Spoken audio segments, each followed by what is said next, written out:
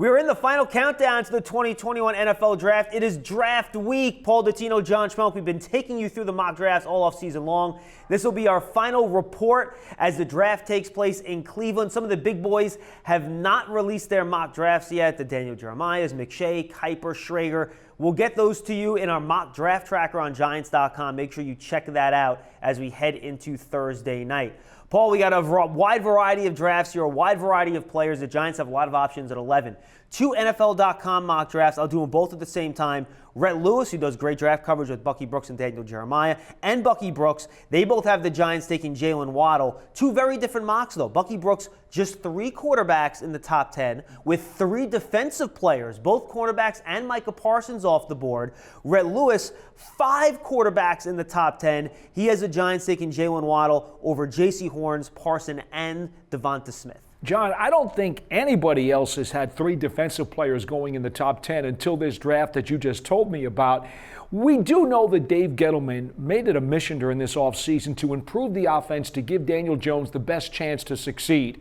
There is no doubt you could make a case that Jalen Waddle is worth the 11th overall pick in this draft. Explosive. He can also help you on special teams. There is absolutely nothing that you could take away from that pick if they decided to enhance their offense even more. Yeah, and his skill set complements the receivers on the roster. He can play inside, outside. No one can catch a screen and go 50 yards like he can. He's a yak guy. And he can go over the top with the deep ball, too, much like Slayton can. So something to keep in mind. Charles Davis, friend of the program, also on NFL.com. He has 4 quarterbacks in your top 10. See, we got a 3, 4, and a 5 here. He has the Giants selecting edge rusher Kwity Paye out of the University of Michigan over Patrick Surtain, Penei Sewell, and Devonta Smith.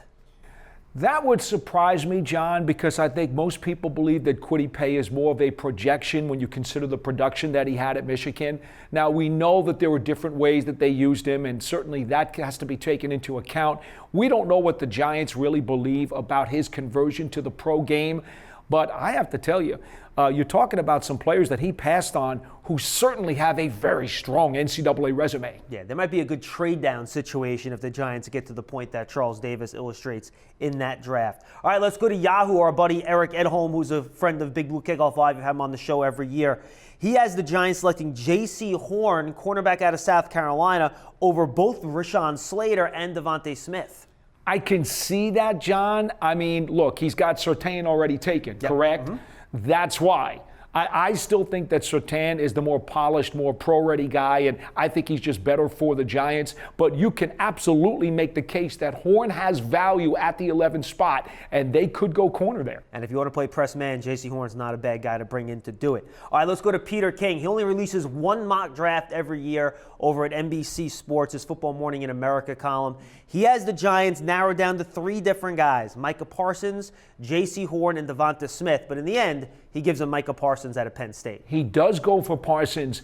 Look, we don't know how the Giants are evaluating him, but what we do know is that a lot of people around the league seem to believe that Parsons is falling.